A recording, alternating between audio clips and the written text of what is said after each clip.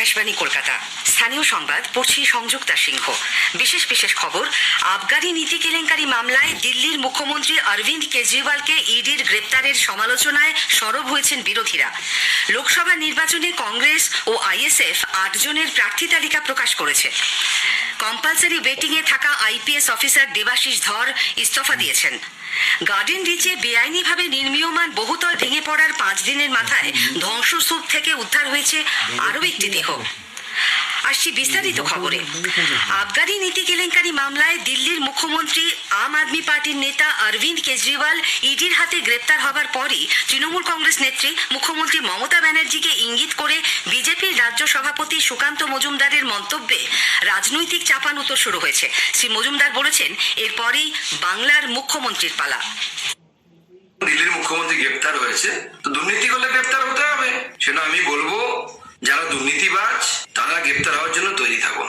এবং পশ্চিমবঙ্গের ক্ষেত্রে বলবো, পশ্চিমবঙ্গের মুখ্যমন্ত্রীকে সে সাধু সাবধান, আপনারও সময় আসতে পারে। জবাবে তৃণমূল কংগ্রেস নেতা কুণাল ঘোষ বলেছেন, কেন্দ্রীয় এজেন্সিগুলিকে যে বিজেপি চালাচ্ছে এই সব মন্তব্য তারই প্রমাণ। বিজেপি নিশ্চিত তারা ফিরে আসবে না, সেই কারণে মরিয়া হয়ে সমস্ত রকম লোক দাঁত বার করছে, সমস্ত রকম চক্ষু লজ্জার মাথা খেয়েছে এরা। না হলে ভোট ঘোষণার পর এই গ্রেফতার হতে পারে না। তৃণমূল কংগ্রেসের রাজ্যসভা সাংসদ ডেরেক ও ব্রায়ান সোশ্যাল মিডিয়া পোস্টে বলেছেন, ভোটের আগে যদি এভাবে মুখ্যমন্ত্রীদের গ্রেপ্তার করা হয় তাহলে কিভাবে নিরপেক্ষ ভোট সম্ভব। সুপ্রিম কোর্ট এবং নির্বাচন কমিশনকে অবিলম্বে পদক্ষেপ করার আবেদন জানিয়েছেন তিনি।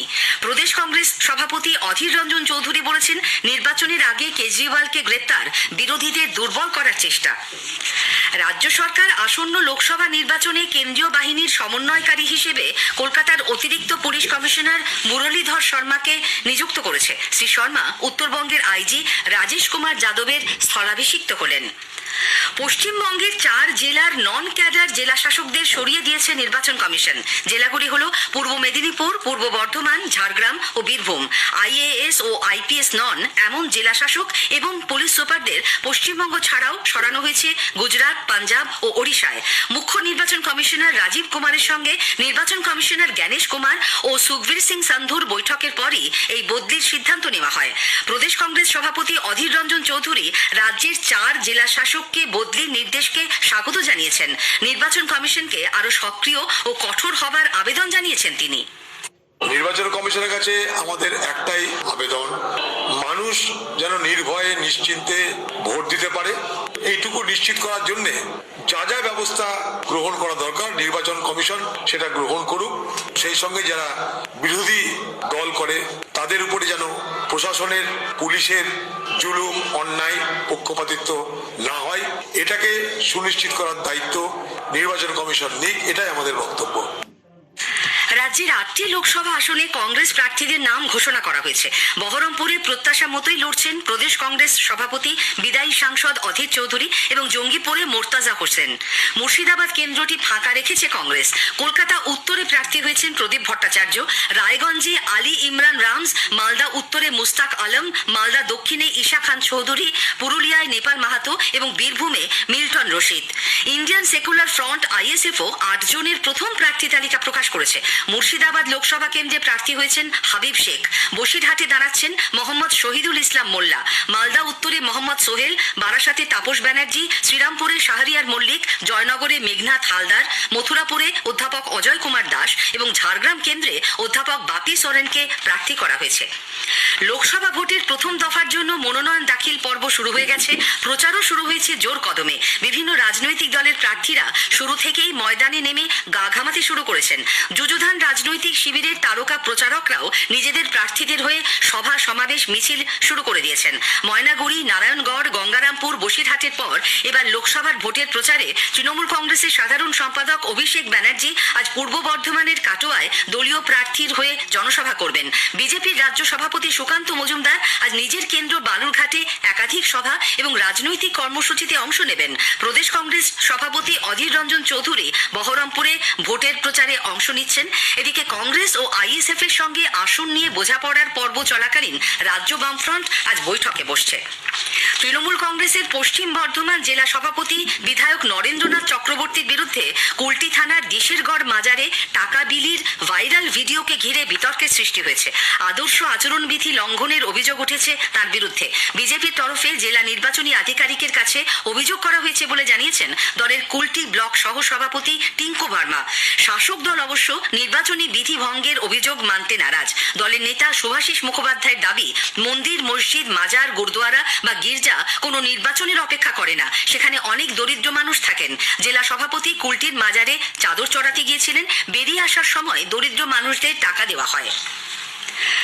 কম্পালসারি ওয়েটিংয়ে থাকা আইপিএস অফিসার দেবাশিস ধর তার পদে ইস্তফা দিয়েছেন। মুখ্য সচিব ভগবতী প্রসাদ গোপালিকার কাছে তিনি গতকাল ইস্তফাপত্র পাঠিয়ে দিয়েছেন বলে নবান্ন সূত্রে খবর। ব্যক্তিগত কারণেই তিনি পদত্যাগ করছেন বলে জানিয়েছেন। উল্লেখ্য, গত বিধানসভা নির্বাচনের সময় কোচবিহারের শীতলকুচিতে ভোট চলাকালীন দুষ্কৃতীদের গুলিতে বুথের সামনে লাইনে দাঁড়ানো এক তরুণ এবং কেন্দ্রীয় বাহিনীর গুলিতে 4 জনের মৃত্যু হয়। সেই সময় দেবাশিস বাবু ওই জেলার পুলিশ সুপার ছিলেন। তাকে এরপর কম্পালসারি ওয়েটিংয়ে পাঠানো হয়। এরপর আয়ের সঙ্গে সঙ্গতিহীন সম্পত্তি মামলায় দেবাশিস ধরের বিরুদ্ধে তদন্তে নামে সিআইডি। স্থানীয় সংবাদ শুনছেন আকাশবাণী কলকাতা কেন্দ্র থেকে। গার্ডেন নিচে বেআইনি নির্মাণ ভেঙে পড়ার 5 দিনের মাথায় ধ্বংসস্তূপ থেকে উদ্ধার হলো আরও একটি দেহ। বিশেষ ক্যামেরা, স্ক্যানার, স্নিফার ডগের সাহায্যে দিনরাত চেষ্টা চালিয়ে এনডিআরএফ এর দল আব্দুর রউফ নিজামী নামে ওই ব্যক্তির দেহ কংক্রিটের চাঙড়ের নিচ থেকে বের করে আনতে সক্ষম হয়। এই নিয়ে বহুতল ভেঙে পড়ার ঘটনায় মৃতের সংখ্যা বেড়ে হলো 11। এদিকে কলকাতা হাইকোর্টের প্রধান বিচারপতির ডিভিশন বেঞ্চ গার্ডেন রিচের ঘটনায় রাজ্য সরকারের কাছে রিপোর্ট তলব করেছে। বেআইনি নির্মাণ নিয়ে বিজেপি নেতা রাকেশ সিং হাইকোর্টে যে জনস্বার্থ মামলা করেছিলেন তার শুনানির সময় বিচারপতি টি.এস. শিবজ্ঞানম ও বিচারপতি হিরণময় ভট্টাচার্যের ডিভিশন বেঞ্চ নির্দেশ দিয়েছেন, ওই বহুতল ভেঙে পড়ার ঘটনায় রাজ্য সরকার কি সিদ্ধান্ত ও পুনর্বাসন নিয়ে কি পদক্ষেপ করেছে হলফনামা আকারে তা জানাতে হবে। 4 এপ্রিল মামলার পরবর্তী শুনানি। বিরোধী দলনেতা শুভেন্দু অধিকারীর অভিযোগ, কলকাতায় মেয়র সহ তৃণমূল কংগ্রেস কাউন্সিলরদের একটা বড় অংশ পুলিশ ও প্রমোটারের যোগসাজশে জলাভূমি বুঝিয়ে বেআইনি নির্মাণ চলছে।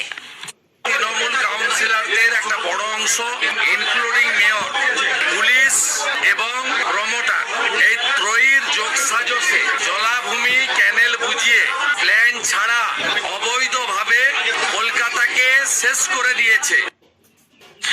পশ্চিম বর্ধমানের রানীগঞ্জে ইসিএল এর কুনুস্তরিয়া এলাকার নারায়ণকুড়ি খোলামুখ খনিতে গতকাল দুপুরে ব্লাস্টিং এর জেরে কেঁপে ওঠে মাঝপাড়ার বাড়িঘর। ক্ষতিগ্রস্ত হয় বেশ কিছু ঘরবাড়ি, ক্লাব। ক্ষোভে ফেটে পড়েন গ্রামবাসীরা। ইসিএল এর ওই খোলামুখ খনির কার্যালয়ে তারা ভাঙচুর চালান, গাড়িও ভাঙচুর করা হয়। পরিস্থিতি সামাল দিতে ঘটনাস্থলে যায় পুলিশ ও ইসিএল এর নিরাপত্তা বাহিনী। গ্রামবাসীদের বক্তব্য, এভাবে বিস্ফোরণ ঘটানো হলে তারা খনি চালাতে দেবেন না।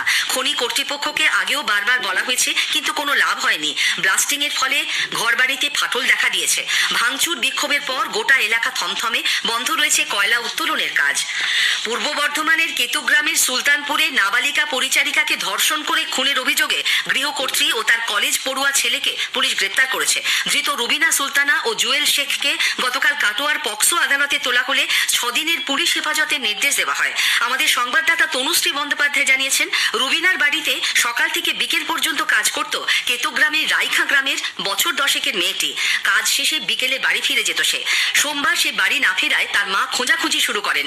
বুধবার রাতে রুবিনা বিবির বাড়ির 3 তলার চিলেকোঠার ঘর থেকে নাবালিকার দেহ উদ্ধার করেন গ্রামবাসীরা। তাদের অভিযোগ, যৌন নির্যাতনের পর নাবালিকাকে খুন করা হয়েছে। মৃতার মায়ের অভিযোগের ভিত্তিতে পক্সো আইনের ধারায় পুলিশ গ্রেপ্তার করে রুবিনা ও তার ছেলেকে। কলকাতা পুলিশের এসটিএফ নারকেলডাঙ্গা থানা এলাকার মহারানী স্বর্ণময়ী রোড থেকে এক কুখ্যাত জাল নোট পাচারকারীকে গ্রেপ্তার করেছে। তার কাছ থেকে উদ্ধার হয়েছে 3 লক্ষ টাকার জাল নোট। এনামুল শেখ নামে ওই পাচারকারী মালদার বৈষ্ণবনগরের বাসিন্দা। আজ তাকে ব্যাংকশাল কোর্টে তোলা হবে। এসটিএফ সূত্রে জানা গেছে, সবকটি জাল নোট 500 টাকার এবং খুবই উন্নত মানের। শেষ করার আগে স্থানীয় সংবাদের বিশেষ অংশ আরেকবার। আবগারি নীতি কেলেঙ্কারি মামলায় দিল্লির মুখ্যমন্ত্রী অরবিন্দ কেজরিওয়ালকে ইডির গ্রেপ্তারের সমালোচনায় সরব হয়েছেন বিরোধীরা। লোকসভা নির্বাচনে কংগ্রেস ও আইএসএফ 8 জনের প্রার্থী তালিকা প্রকাশ করেছে। গার্ডেন রিচে বেআইনিভাবে নির্মীয়মান বহুতল ভেঙে পড়ার 5 দিনের মাথায় ধ্বংসস্তূপ থেকে উদ্ধার হয়েছে আরও একটি দেহ। স্থানীয় সংবাদ শেষ হলো।